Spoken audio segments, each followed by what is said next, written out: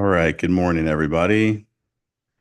So this is interactive. So if you want to ask a question, I've got my speakers on so I can hear you. If you're online, then we've got a few here in person as well. So let's go ahead and dive right into this. And I promise I'll keep this one to an hour. Last time I went over by like a half hour, so that was not very good. So okay, let's see. Let me share. I don't know why I'm talking through this as I'm doing it.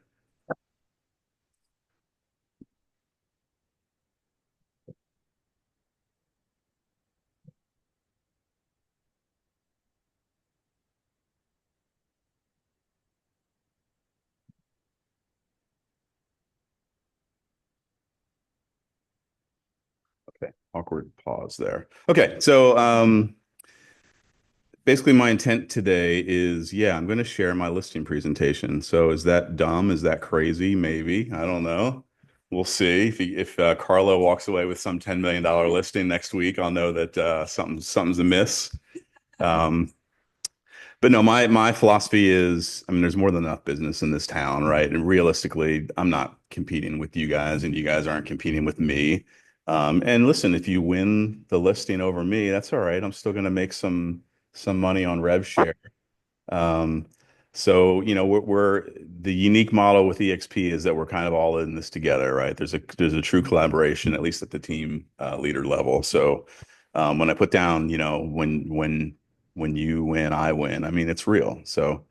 Um, so I'm gonna. This is obviously like a high level instruction of my listing presentation. So I'll talk about some of the contents and then also some of the things that I do just verbally. We're not going to act it out. Obviously, we don't have time for that. But if you guys wanted to do that, schedule some time with me and we can walk through exactly, what it looks like to actually walk through a house and have some of the common questions you'll hear and things like that. So, um, okay. So I talked about that. Basically, that's true. Next slide here. Okay. So my main goal in this really is, for me, it's all about being efficient, right? I want to be able to have something that's repeatable, a process. Everyone loves processes, right? Actually, most people hate processes, but they really do force you to be consistent. And with luxury properties and luxury clients, consistency is very important to them.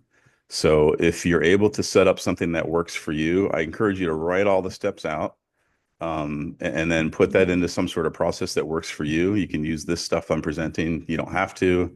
You can adjust this if it's not a luxury client. You may not want to invest in some of the stuff I'm talking about. Um, but capture it down so that it's repeatable because the more times you do it, the better you'll get at it. And if you're doing the same thing consistently, it'll become more comfortable when you're talking, but also kind of the steps, especially the pre-listing stuff, just becomes kind of like second nature. So for me, that's what I hope to do. And again, your clients will appreciate that as a quality in you, is your consistency. So,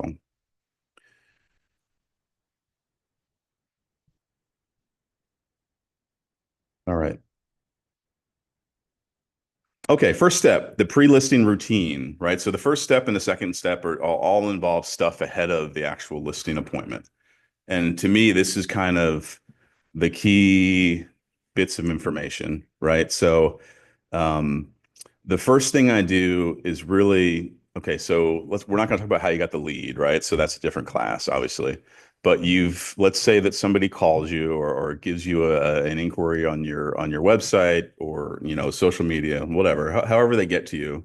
Um, Immediately well, right away you're being interviewed, right? Even if it is literally just how fast you respond to the text or phone call or email. Um, but you are from that point on learning about the client and their property and then trying to figure out your specific value proposition for that client. And we'll talk about value proposition, but basically that is what you're doing differently than anyone else, right? So my value proposition would be different than, if Bruce Meyer, somebody walked into Oh, I said I wouldn't use names or brokerages. Sorry, I like Bruce though.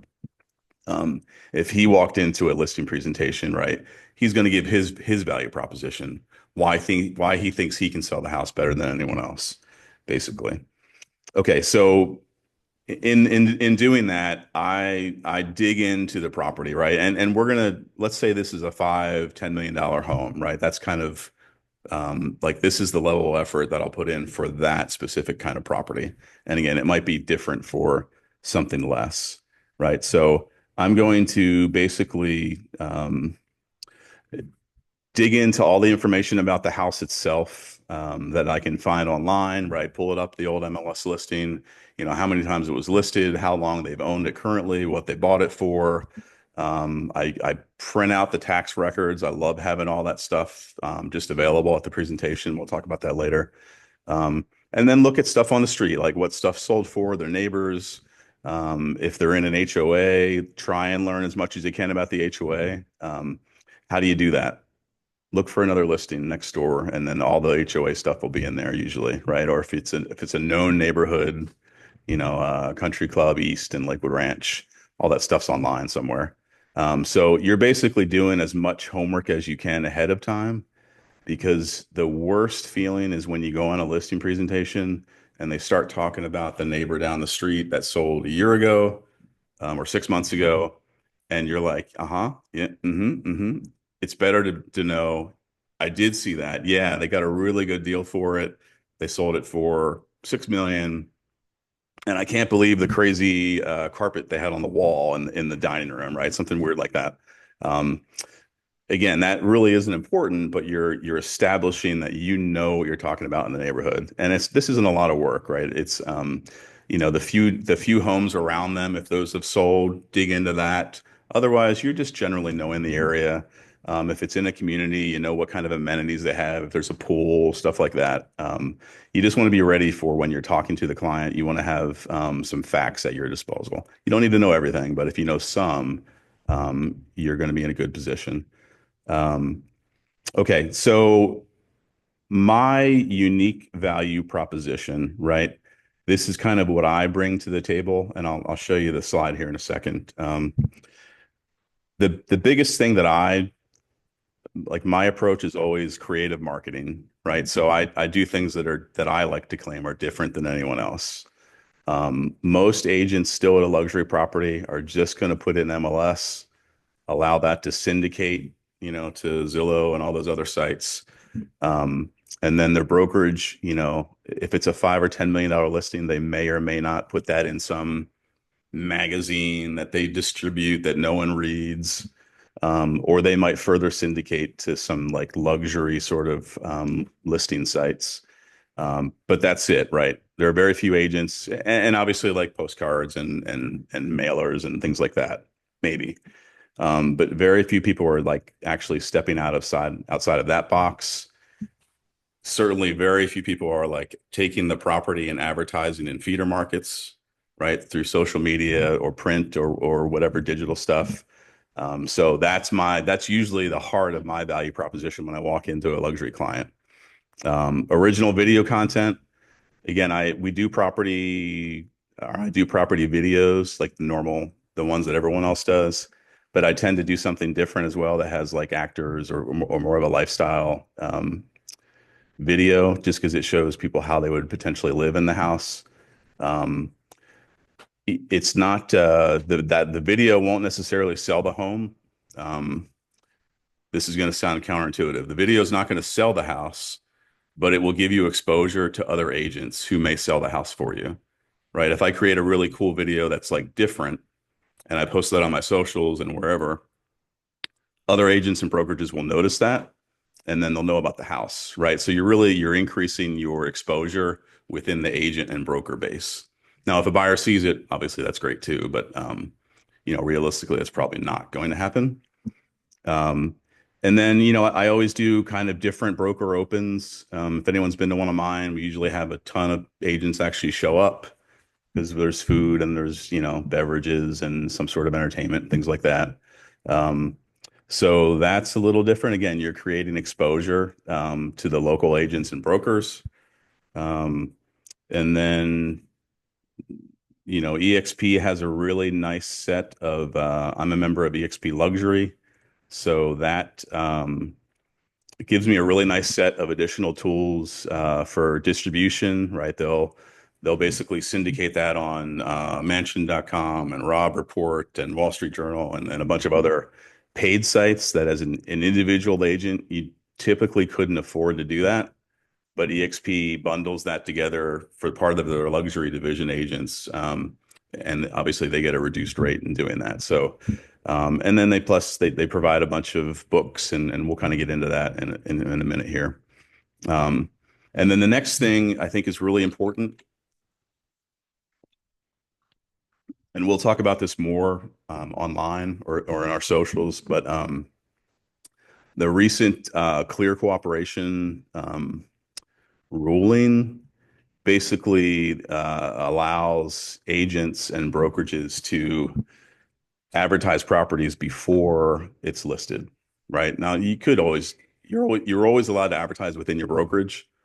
Um, the moment it goes outside of the brokerage is when it needed to be in MLS. I think in 24 hours or 48 hours. I forget what the thing is there, but 24. Thank you. Um, So now what they allow you to do, or what they will coming September 1st, at least our understanding of it, is they're going to allow you to do you can post it early as a coming soon or a delayed listing, I think they may call it. And there's going to be certain stipulations with that. Or simply off market, right? Especially at the luxury level, you're going to have clients that will list their or will sell their property, but they don't want to list it. They don't want to be bombarded with agents and Zillow people and people walking up. And at that price point, things become a little more discreet, a little more private. So they may want to just keep it off market, but still list it. So what does that mean? All right. So it allows agents internally, right? So we'll market that internally to EXP. Um, we'll put it in the MLS, but it won't be syndicated from the MLS to all of the Zillows and all those, if Coldwell Banker has a website that's syndicated to MLS, anything that has an MLS IDX capability won't see the listing, right? So consumers won't see the listing, but agents will, right? So any agent here locally, any agent from remote that has access to our MLS, um, they'll all get a chance to see that. You can market it, you can sell it before it's actually listed, right? So big deal, right? The key thing for going on listing appointments, well, there's two things. Now you have the ability to list something off market, right? So that's a good thing for luxury clients that don't, hey, give me a, you know, make me move sort of number. We'll list it off market, and if you get any interest, we'll sell it, right? And that may evolve over time to, hey, you know what? Let's actually sell this thing. Let's get it on the market, right? So it's a new opportunity to approach luxury clients. And you can gear that all about discretion and they may have 5 homes. So let's see what we can get for the one in Sarasota. Prices went up crazy the last 4 years. So that's a new opportunity there. But also, what it really means exposure wise is the largest companies will win, right? The companies with the most agents and the most nationwide exposure and international exposure are going to get the most eyeballs on properties. So, right, because if I market it internally to EXP, it's on MLS here in Sarasota. All of our buyers are from out of the state, typically, especially at this price level, right? So agents in Chicago will see it, right? Agents in New York will see it because they're all EXP agents, right? They're all over the place. Um, where that hurts is small brokerages. If you're a small brokerage, you don't have that exposure. You don't have agents in Chicago, right? You don't have agents in these feeder markets that will see the property and be able to market it internally. Um, or if you are a big brokerage, but only local exposure, and there's at least one of those in Sarasota, same thing. You will not have the exposure to outside of Chicago, right? So you may have 800 agents here in the Tampa to Sarasota region and do multiple billions of dollars, but your listings here will not have exposure to that same brokerage in Chicago and New York and California because they don't exist, right? So after September 1st, and even now, if you think your listing is going to be on the market that long, this is a key selling point. It's a differentiator between EXP agents and other brokerages, especially small brokerages or larger brokerages that are just based solely in the Sarasota region. So I can talk forever about that, but we'll talk about that in more detail later. Okay. So going back to value proposition, and I kind of covered some of this stuff in my last class. Some of the stuff I do differently, product placement. I won't go into detail on this stuff, but that's basically it's the same thing as if you're selling Coca-Cola, but instead of having an advertisement, you're going to place that product in a movie, right? Someone's drinking Callaway Blue water here, and they take a sip, and they're like, "Ah, that's great water." That's a commercial, right? And it can be more effective than right than just a pure water commercial that no one watches that, right? But if I'm an actor and I'm exciting and I'm in this, and then I take a drink, people notice that stuff. So my theory is to do the same thing with homes, right? So I place the home in a story that's about something else or something related to, economic development or people moving to the south, excuse me, Florida, whatever. And then within that article is the house, right? So it gets extra exposure for the house itself. And obviously there's links and everything, but does it more in a subtle and discreet way, but lots of exposure, right? And again, these are all things that I can teach you how to do those individually, um, but I won't spend time doing that. But it's just something that again that I'm doing that's different than most other agents out there. I added this slide too from the last one. Apologies. This is just all the stuff that the luxury division gives within EXP. So if you're a luxury division member, and if you're not, come talk to us. We can figure out how to get you guys involved in that, excuse me, relatively easily. But they do, like I said, they advertise in a bunch of stuff like Mansion Global and James Edition and um, let's see. Sorry, hit the wrong button here always. Um, they gave great presentations, and I'll talk about that in part of my actual the meeting itself, some of the tools that I bring, just a whole host of stuff that a lot of brokerages don't do this, or if they do, you really have to be selling at a high level for them to provide this. And then it's on an as needed basis for most of them, so it can become really expensive. So EXP more has the philosophy of let's not wait till you're a luxury agent before we provide these tools to you. Let's give this to people that want to become luxury agents and show some promise and obviously hustle a little bit. Let's open this up to them so that they can kind of work themselves into that role, which I think is a great way to do it. So okay. So cinematic video. One of the things if again I kind of talked about the video stuff that I do different. I won't play this one because you have the lady whispering. This is one of the whispering ones that people either love or hate, but love or hate it, people have seen it. So again, you're just gaining exposure for the property. So those three things are kind of key parts to my value proposition, right? So that's what I'm building, right? So you're talking to the initial appointment with your client. You're kind of learning as much as you can from that. Um, you're taking notes. There may be some follow-up texts before you actually set up the meeting. So this is all kind of like pre-homework that you're doing. You're learning as much as you can about the area. You're figuring out based on the house, basically how you're going to sell it. You may look at an old listing and it has this feature and you're like, wow, I'm going to do a video and it's going to feature this pool that has this, infinity edge or whatever. So this is all kind of pre prep stuff. Um, okay, so next slide here. All right. So pre-delivery strategy, right? So the last one was basically doing your homework, developing your value proposition, And then this one is that what are you actually going to do, right? So this is the difference. This is the big difference. And admittedly, I'm incorporating some of this stuff into my presentation right now, just based off of recent masterminds and master classes that I participated in at EXP. Not to be an EXP commercial, but we have these resources above us in our upline, and I am taking full advantage of that personally, and I would encourage you guys to do that as well. Um, but one of the things that I learned is video is I'm a big believer in video content for agents.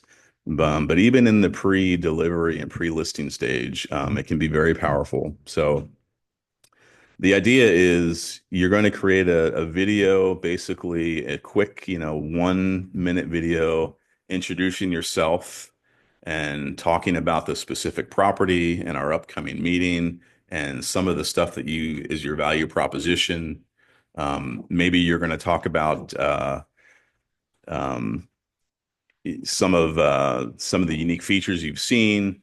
Basically, just a quick, like a minute overview of you, what you think about the property initially, kind of your value proposition, and you're introducing yourself to that client visually, right? And obviously audibly. Um, and you're going to record that, and then you're going to include that video with a bunch of other videos, right? Six, eight, nine, 10 that go through the listing process, right? So the first one is you, it's personalized to that client, and the rest of them are um, basically the next stage would be capturing media, listing day, going live, initial marketing, the broker open house. You're going to create videos for every stage of that process up until closing. And then you may even do one that includes after closing stuff, right? Staying in contact, referrals, blah, blah, blah. Right. So you're basically creating a playlist of videos. Sorry. With the first one being personalized, right? So, okay, so you created this list. So what, right? Um, what you're going to do with that list is obviously you need to get it to them, right? So, uh, an email, and the best way to do this really, there's a few different sites, and we won't get into technical stuff here. That'll be for more of a tech class. But you're going to upload those either to a landing page where they can click on them. And there's certain things that I can go through with you guys that, if they click on it, it shows what they clicked on and how long they watched it, or if they watched any of it. Again, that's all kind of stuff that is important to know before your meeting. Or if they watched it 10 times, they really love this, right? Um, or you can just do a YouTube, and I encourage everyone to have their own YouTube channel. What you'll do is you'll make a private playlist basically. And again, we can go through that in a different class or just come talk to me afterwards. You're going to send them that link so they can go on there. The first one is you, and then they see all the other videos, right? So ideally, they're going to go through all of those ahead of your appointment. They're going to get to see you visually. They're going to get to hear you. Basically, they're going to be introduced to you before you even have a chance to step foot in the property. Why is that important?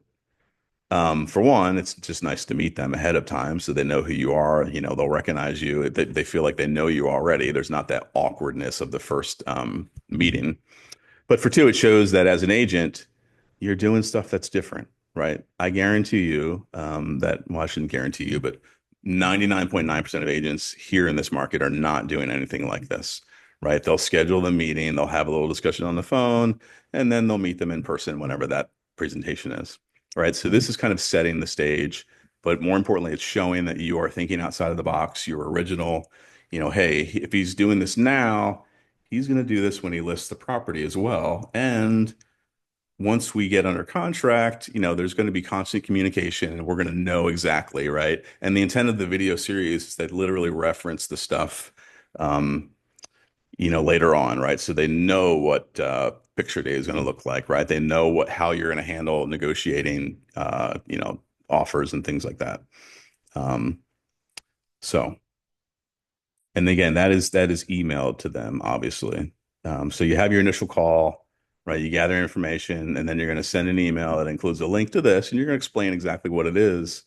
And then also in that email, I didn't really go over this, but you're going to kind of talk about, obviously introduce yourself and talk about your general, your philosophy and your value proposition. Keep it short. You don't want to send like a 3-page email. But definitely include this and encourage them to watch the videos before the presentation. That way they actually know what they're supposed to do, and hopefully they'll do it. Okay, so the pre-listing package, again, this is something that is different, right? Most agents are not doing this, and I just started doing this, but I can tell you that it has made a big impression um, with the folks that I've done it with so far. So, um, okay, sorry, I'll get back to the presentation in a second so you can take those notes. I apologize, but and we'll provide this after. Obviously, we'll give you a link to both the presentation and you'll get a chance to see the recorded video as well. Um, okay, so this is what I do. Again, these are my secrets. Sorry. Um, I always send a personalized letter, right? So I was going to print one out, but I didn't do that. But basically, company website or company letterhead, sorry. Again, it looks different because I use, we've got some back there, the blank ones that just have like a picture of the office space. And then I'll print it out. I don't handwrite. I can't. It'll look terrible. So I print things out. But it's personalized to them, right? It's introducing yourself in a written form that's just a one-page letter, right? And then I trifold that. I stick it in a black envelope. I use a nice silver or gold paint pen to write my name on there, right? And then do a wax stamp on it with a Living Vogue logo, right? That all sounds very extra, I realize. We have all that stuff here, right? But if you're going to try and get a $10 million home, right, it's a whole thing. And we'll talk about the booklet in a second, but they open that up and it's got a wax seal and it's like, what is this? This is cool, right? Again, you're creating the sensation of if he does this just for meeting us, just imagine what he's going to do when he actually gets the listing and like, how he's going to think outside the box and advertise that, right? So hardbound EXP luxury book is the next item. Um, Let me get out of,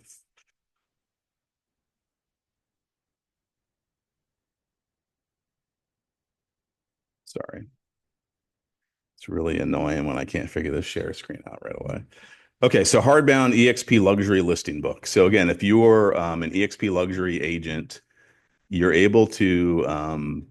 So obviously we have lots of templates, right? So one of the templates is um, so the listing presentation is already built out, right? It's got a section about your bio. It's got a section about your past performance, so your prior sales in the area. You can put, your value proposition, basically the generic stuff, right? That's never going to change listing the listing. And these are all templated, so all you're doing is copy and pasting your photo and like your bio and things like that. I'll say relatively easy to set up, right? Now I tend to overdo things like this, right? So I'll add stuff but you don't have to do that, obviously. But basically, so you do that and you print it or it's put in a hardcover, literally like a book. Like if you're going to go to somebody's party and they have like the coffee table books of like whatever Lamborghini or Living Vogue or not Living Vogue but Vogue Living, sorry.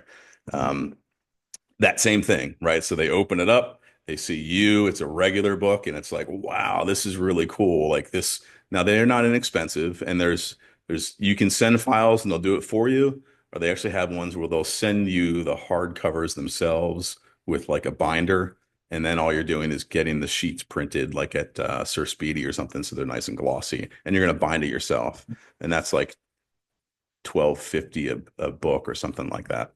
And those look nice too. Um, but again, you're doing something different, right? And then the next thing I have on there is a listing box. So the same store that sells the printing stuff and the binders sells a listing box, and it is literally like about 2 inches thick, the size of that would fit a legal size book in, and you just it's something that you open, and it's just the presentation right now you're gonna and we'll talk about how you deliver this, but this is all encased in something else, but inside that box you're going to put your book and all this stuff I'm talking about, right? Another thing I include is a copy of like a just listed, just sold, and like I do a premium mailer kind of monthly. that looks like it belongs in like a magazine or a newspaper sort of ad. But it's just real high quality. So I'll include samples of those, right? Again, you're just showing them this kind of the stuff that you have done to set the tone. And then there's something different that I have just signed up for, and I learned this from Kyle Whistle on his listing appointments.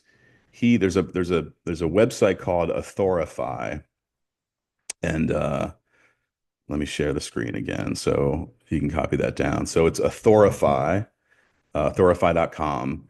You go in there, and they have books for all things real estate, right? And one of the ones is like how to sell your house for a higher amount or something like that. And they white label it. So that means they take your photo, your name, and they make it look like it is your book, like you're the author of this book, right? And it's a paperback. It's not huge, maybe, I don't know, 70 pages, 100 pages, but just big enough that it looks like a real book. And it is a real book. But it's white labeled for you and your brand. And what Kyle does is he sends that as well, right? So he can literally say, I wrote the book on selling homes because he has a copy of that, in his pre-listing delivery. And it's surprisingly, obviously there's costs to all this stuff. It is surprisingly not too bad. You basically subscribe on a monthly basis. I think they'll send you 20 books per month, and you can choose from four different versions, right? Because they have like foreclosures or buyers um, and I think it's like 2.99 a month for 20 books, four different versions, 20 books total. Um, so again, all this stuff comes with a cost. I'm not saying you send a booklet to, a $300,000 condo either, right? You're going to scale this back, obviously. Um, and then the last thing is EXP Luxury allows you basically one of the tools they do is they'll create a listing presentation for you, but you upload a photo of the house you're showing, the address, and then it populates like a 16-page pamphlet that shows what that house would look like on Wall Street Journal and Robb Report and Mansion Global and all those premium sites that will advertise on. So you're able to do that ahead of time, print it out. It's a nice 16-page thing. I would suggest getting that printed at like Sir Speedy or a third party that makes it look nice, right? And then what it does is it gives them a visual of their home in your ads, right? Now it's not real, it's something that you've created on the EXP Luxury website. But again, it's visualizing for them like, oh, you know, I haven't even met this person in person yet, but here they are showing me what my house is going to look like on the Wall Street Journal, right? You're setting the stage for being different. Um, okay, and let's see.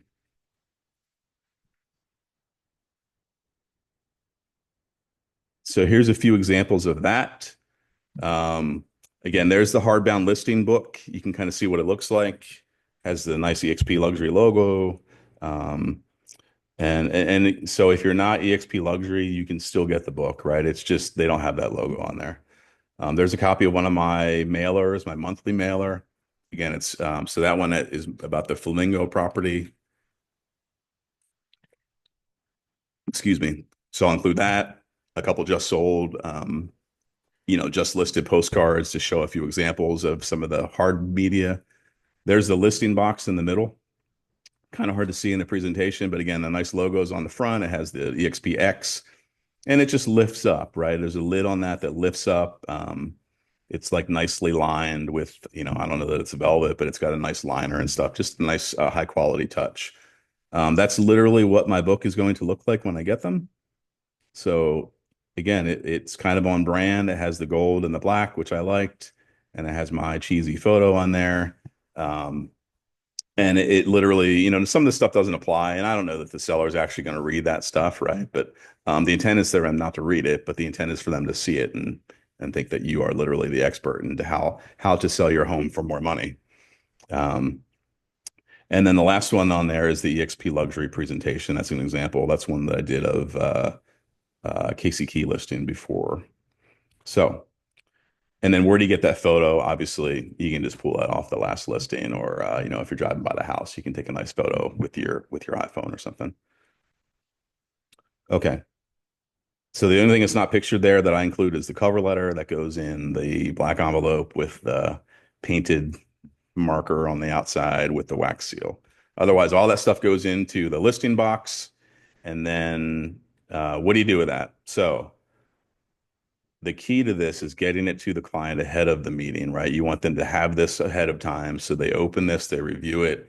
And when you're there in person, you've already established that you are an expert and this is all the stuff you do, right? So you can either send that to them, overnight it, FedEx, Courier, UPS, whatever, or you can hand deliver it or have someone, one of your colleagues, hand deliver it.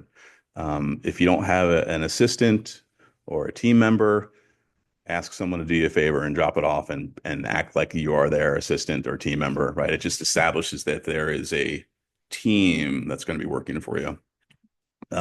Or just send it, spend the money on FedEx and send it overnight. And get them to sign for it, which is nice too. But again, you are establishing this stuff ahead of time. So the key, can you do all this all the time? No. Sometimes, well, at this price point, you're going to know a few days in advance, usually. But sometimes you may just know the day of, hey, I'm going to be here. Can you come by my condo and let's take a look at it?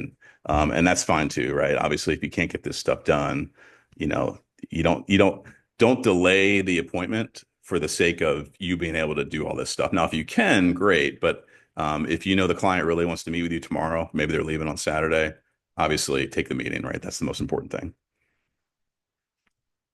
Okay. So you've basically prepared, you've done your homework, you've learned as much as you can about the house, the neighborhood, comps. You've developed your value proposition, at least what you think it is before you see the home. You've got all your pre-listing package put together, wax stamped and everything and delivered. Um, the next step in this is so you're going to do a little confirmation, right? So um, again, this is pre-appointment. So give him a call back, confirm 24 hours out, give him a call, send him an email, but give him a call and say, hey, I just want to make sure we're good for tomorrow. Here's the time. By the way, I sent you a pre-listing package. Did you get a chance to open that and review it? Right? Does two things. It steers the conversation from why is this person calling me to like, oh yeah, I did get that. That's great. Awesome. Um, and then if they did, they may have questions and they might start talking to you right away, right? That's fine. You can kind of build that rapport and answer questions. But really the main intent is to confirm tomorrow, right? And then lastly, and this is something I learned from Kyle as well, actually someone else, um, ask them what they want from Starbucks. Hey, I'll be there at 10 tomorrow. I'm going to pick up Starbucks for everybody. What's your order? Great. Yeah, I like whatever, mocha choca boca, sorry, I'm like a coffee drinker, so Americano. Um, get their order, insist on it. And then that will be that when we talk about the actual appointment, you're going to use that to kind of break the ice when you arrive. But okay, so what does this show? Obviously, it shows that you have a problem with Starbucks. That's right, everyone has Starbucks issues. But again, it shows that you are I'm a day out. They're calling me, they're confirming things. It just shows a constant pattern of keeping in touch with the client, following through, being very meticulous about things and detail oriented. Um, and those are all great things for luxury clients. Okay, so we are ready for the day of. All right, so this says appointment prep, but really this is the appointment itself. Okay, and this is important.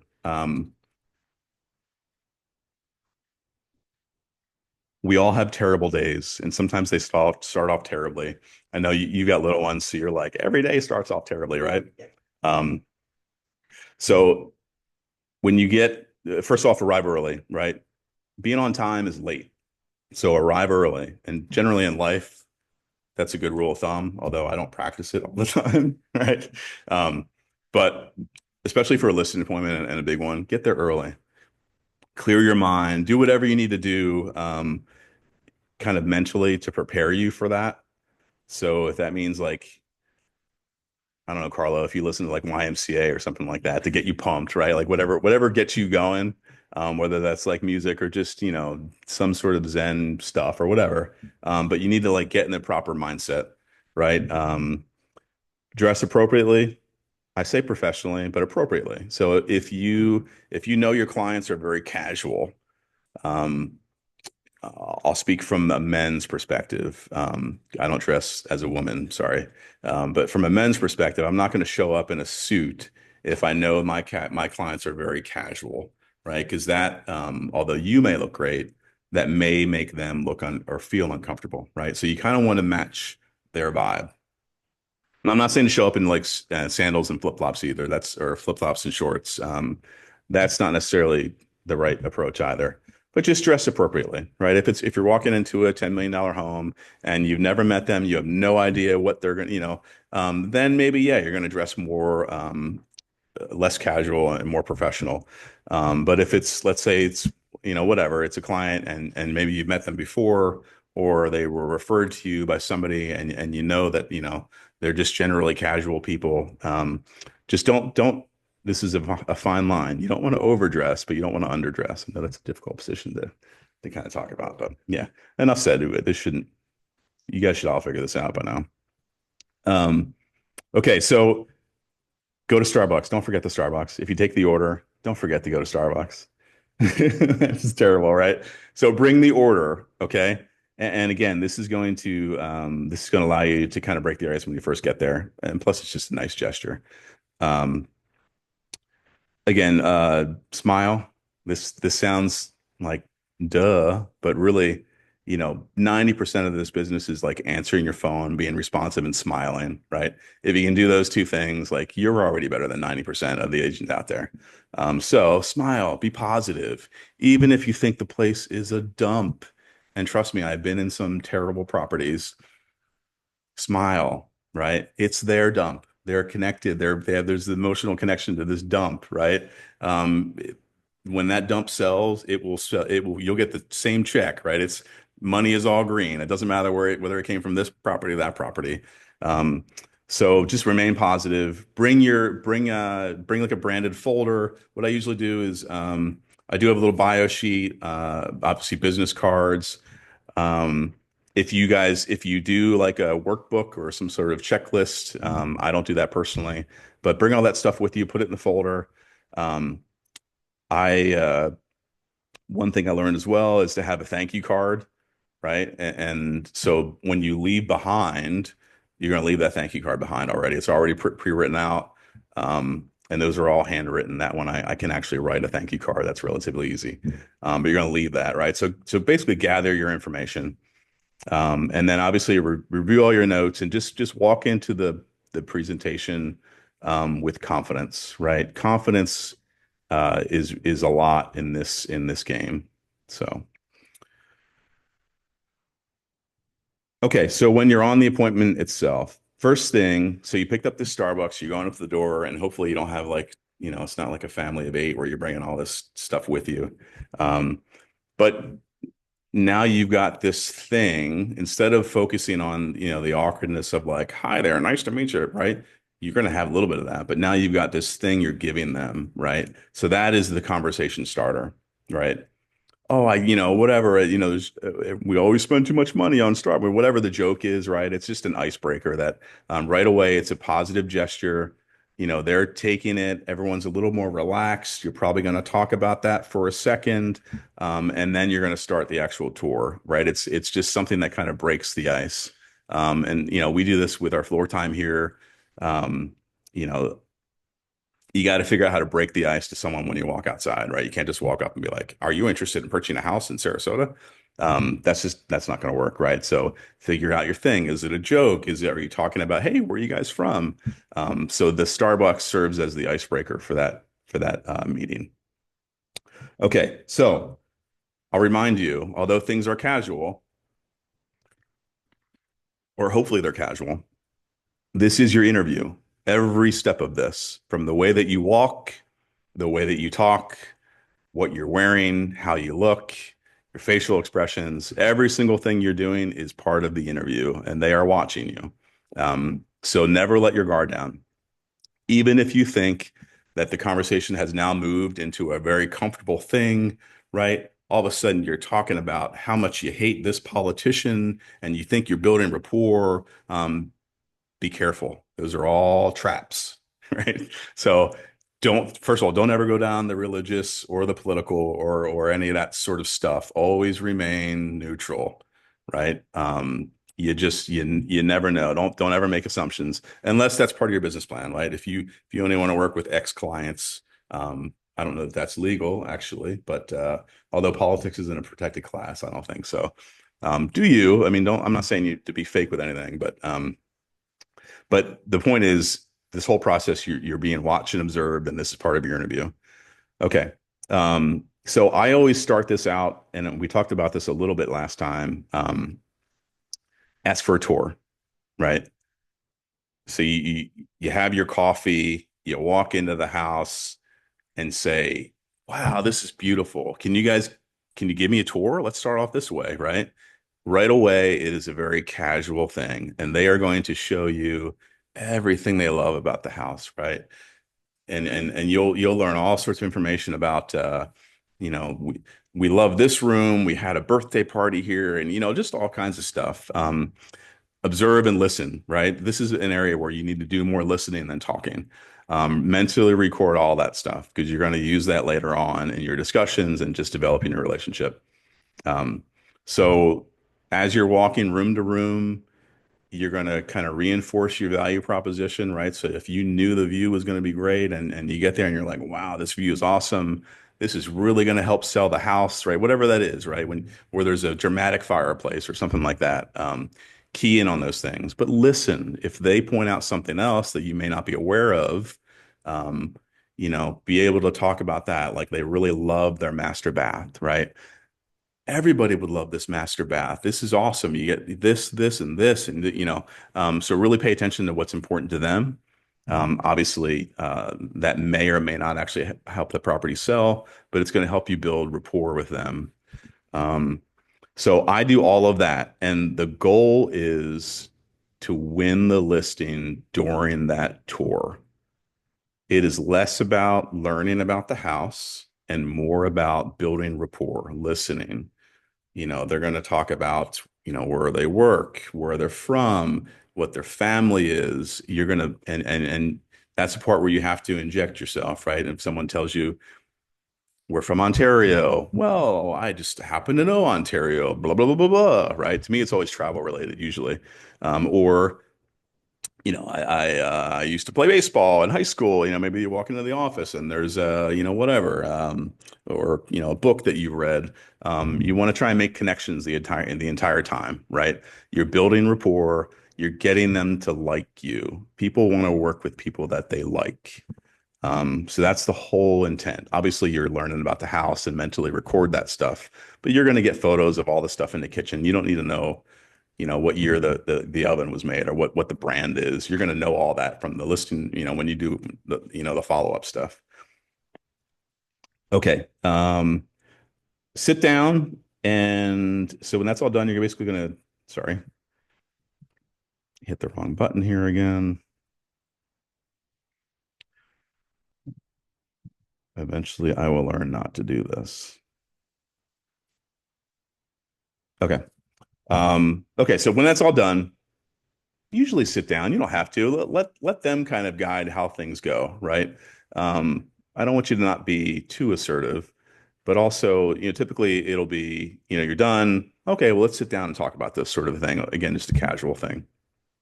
Um, this is when I get another opportunity to kind of ask them, all right, what do you guys love about the house, right? You're learning more. What do they love from an emotional perspective? Um, what do they think is important to them in selling? Um, if they think that the lot location is most important, you're going to talk about the lot. You're not going to talk about what you love about the house. You're going to add some of that stuff in, but you're really going to focus the discussion on what's important to them, what they love. You're learning things like why they're moving, things like that, obviously. Um, Review the comps and a CMA, right? So I actually am not huge on CMAs, right? I do a lot of that. I'll do the prep. I'll know what the house probably is worth, what it should sell for, what you should list it for. Um, I'm not a person that comes with a thing that says, before I even see the house, I've done a CMA, and in the middle of there it says you should list for $4.9 million when I haven't even seen the house yet or haven't talked to them, right? You might get there and maybe they renovate it and it's worth a lot more than that, or maybe the place is a dump. It's not going to be a 4.9 million. Actually, no, there are some $4.9 million dumps. Um, so I'm not big on that. That's just my style personally. I know what it should be listed for in my head, but what I'm trying to do is I literally ask them, what do you guys hope to get for the home, right? You're learning why they're selling. Maybe they're downsizing. Maybe they're moving to be back with children that, they thought they were going to travel, but they just spend all their time in Idaho because they work. Um, I try and learn what they want for the house, right? Now that can be you don't want to come off like a used car salesman, like asking, "Hey, what are you hoping to get out of this place?" Right? Or what do you want to net? I think it even says what do you want to net on there. Sorry, that's a mistake. Um, Again, it's a casual discussion to try and draw out their expectations. And they may say, "Well, yeah, I think it's worth about 6 million," right? Remember that. That even though they may seem very nonchalant about it, they probably put a lot of effort into coming up with that number, right? They've been on this, they've seen their Zestimate and their, all the other stuff online, where they know the neighbor, sold for X, and my house is much better than the neighbor's, right? Um, so what I do is if that number is within the realm of what I think is possible, I'll fixate on that number, right? I'll say, all right, well, in order for us to get X, that's going to involve this, right? And I kind of just go over my value proposition again. Um, if that number is higher than I think it's worth, I will say, yes, we could always list at that number. It's a little higher than, than the market value might be. So conceivably, that's probably going to take a little longer. You may have to do some price reductions if the market doesn't respond. So I'm already kind of setting expectations, but I'm not saying no to their number, right? We'll do that at a later point. And this is my style. I don't like to back people into a number in these meetings. I don't want to say we're going to list for $4.5 million and that's what it is. Now, if they control that conversation, that's where it leads, so be it. Um, but basically, what I do is I basically say, hey, I'm very analytical. So what I want to do is I will send you some information tonight about pricing, strategy. I'll give you some ranges where I think you should list if you wanted to sell it now. If you got a little bit, a little bit of patience, you could sell it for here. And if you just want to throw something against the wall and see if it sticks, we'd list at this price. I'm trying to drive them to the market value, which is probably somewhere in the middle somewhere. So all of my discussion and everything is leading them to that kind of choice. But I don't like to put people on the spot at the listing or at the appointment itself. Again, that's my style. Some people say, no, you have to, they'll say they'll whip out a contract and be like, here, sign the listing agreement here. And that's great. If that's you, do you. But typically at these luxury things, they're probably going to interview a few agents. Or if they don't, they're savvy enough to know that they want to talk between themselves before they make a decision, even if they're leaning towards you. Obviously, don't get in the way of them saying yes. If they say yes, then stop talking, smile, and leave as soon as you can, right? Um, but that's just kind of how I do this. So, uh,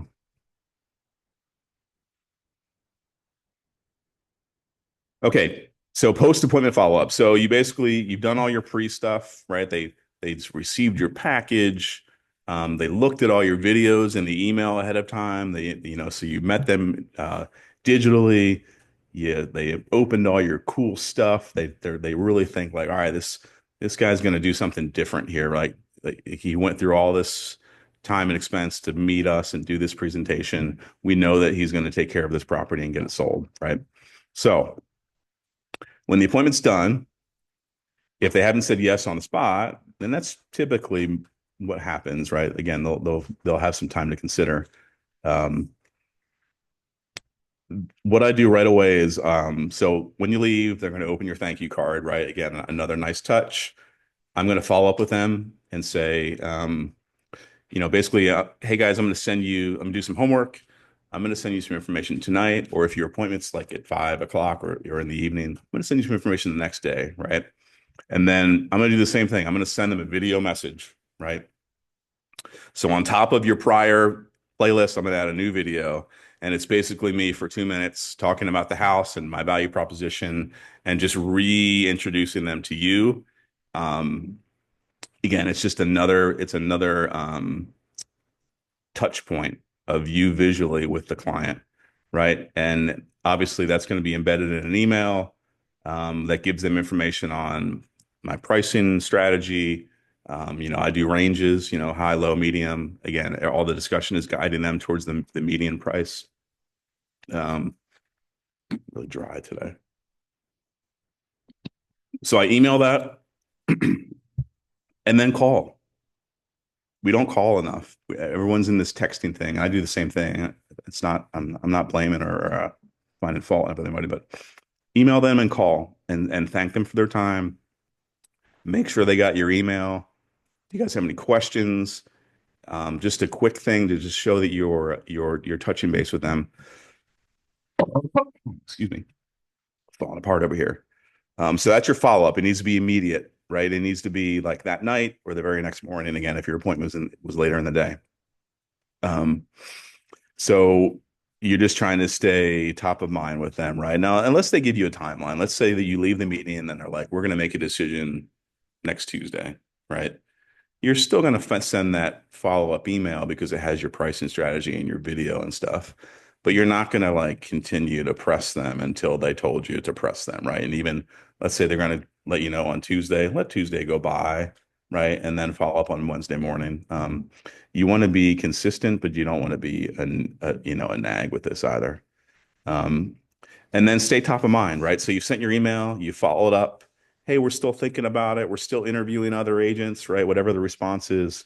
Um, at that point, if you have a CRM, like put them in your CRM. Make sure you've developed a special drip campaign for people that you've already been on listing presentations with, right? So it's a warm or really a kind of a hot lead that you're nurturing for maybe a short, 1 week period.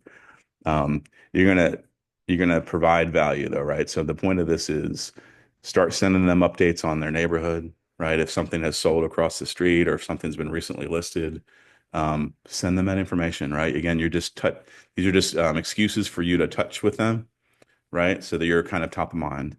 And then there's a dirty trick, and I'll admit this.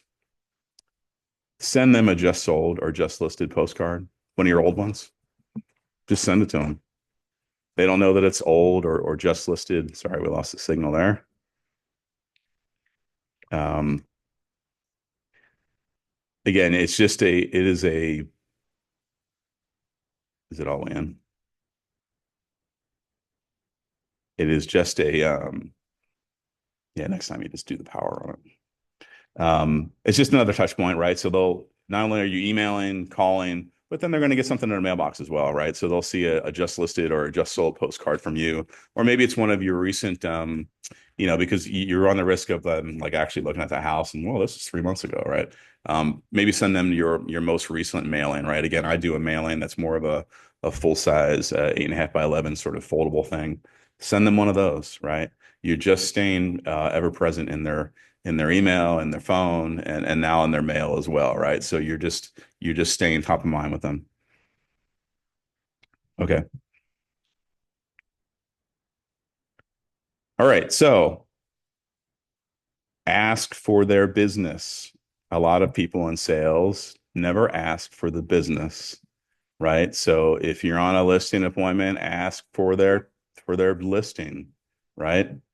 Don't leave without actually asking. They'll notice if you don't, right? None of this is implied. When you follow up, ask for the listing, right? And then when you close, we'll talk about this. You're going to ask for referrals. You have to actually ask for this stuff.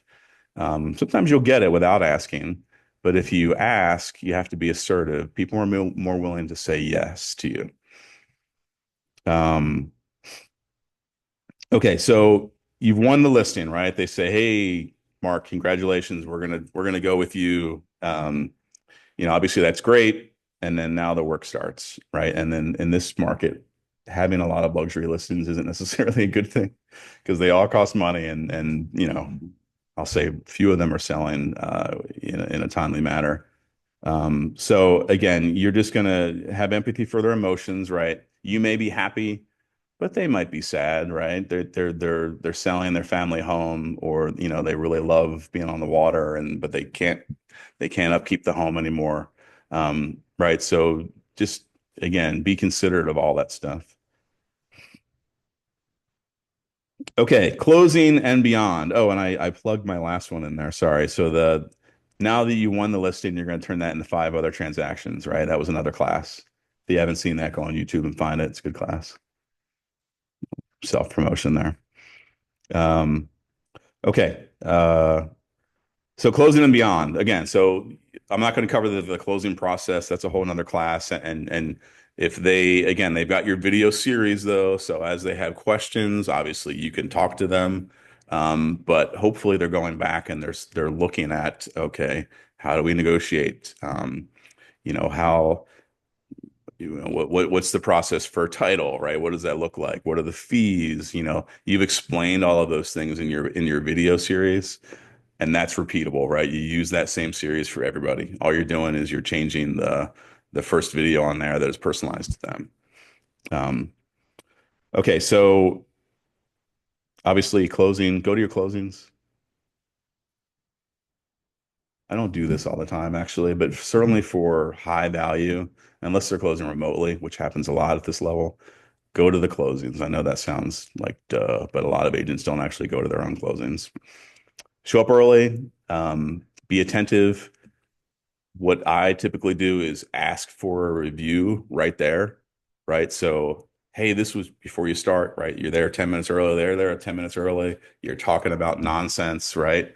Hey, get a review, right? Have a little thing that they can scan right there, right? So it goes right to Google and they leave or whatever, wherever you think reviews are the best.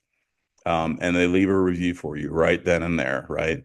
Before they move into the house and they figure out that it's got a leaky roof and you should have found this in the inspection.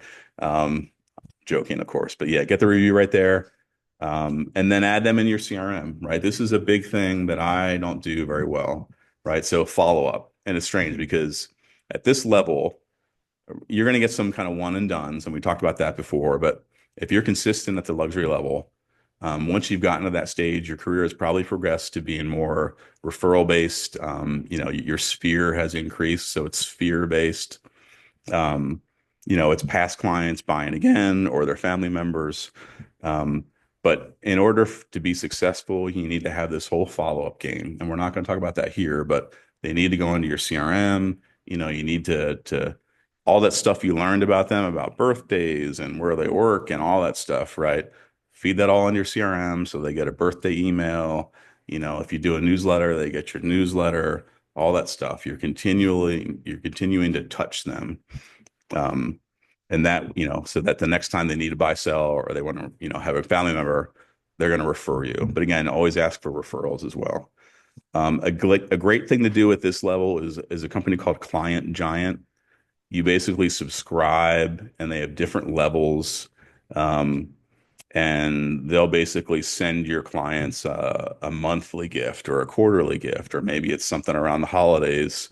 Again, you can be extravagant where they're sending them bottles of wine and baskets, or it can just be like a mug magnet sort of thing. But they do that for you, and that's a service fee that you pay per client. That sounds extravagant, but again, if you just got a $150,000 check off somebody, Matt's class about what to do with your commission check said, sorry, shameless plugs here, put some of that aside, right, to use for your marketing. And this is marketing budget, right? So not only is that like paying for advertisements, but you should be paying for follow-up. Again, when you transition to become an agent that no longer has to pay for leads and knock on doors, it is a wonderful feeling because you're attracting clients through your past sales and then their referrals. And that's a golden moment. And that's the whole goal of this. So, okay, I'm 6 minutes over. So let me wrap this up. Okay, so this is just kind of the summary page. So my things with listings, creativity and confidence are what win me listings. So be confident, don't be arrogant. Big difference, but be confident. You're going to the listing presentation with confidence because you've done your homework on the house, um, the neighborhood, the HOA. You kind of know all that stuff down pat. Um, and just in meeting people too, right? And this comes over time. Some people are blessed with that, like right as soon as they're born, they can just talk, right? Had the gift of talking.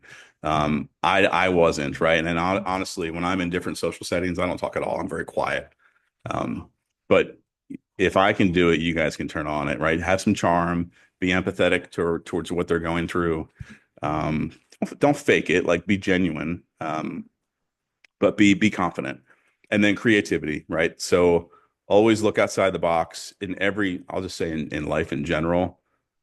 If you're going down a road that everyone else is doing the same thing, like just put on the brakes and say, well, what could I do differently here to stand out and be different, right? Being different isn't always a good thing, but when it comes to listing presentations and certainly listing and marketing and advertising, it is everything. Um, so, uh, develop a process, list this stuff out, practice it, um, and then be consistent. That way, things that are repeatable and are process oriented are just easier in life. Um, feel free to use this as much as you want, or say this guy's crazy. I'm not going to use any of this stuff. Um, but add on, take away, add on, and then scale this. If it's a lower price property, all this stuff still applies. It doesn't have to be luxury, right? You just may not go through the same expense, but you should go through the same routine, right? So still do the videos. Those don't cost anything. I would still do a listing pre thing. I probably wouldn't include like the book and all that stuff, but drop something off. There's no reason why you can't do that. And again, you're establishing rapport. You're establishing that you're consistent, and this client matters to you, and just build a process out. So, all right. Are there any questions from anyone online or in here in person?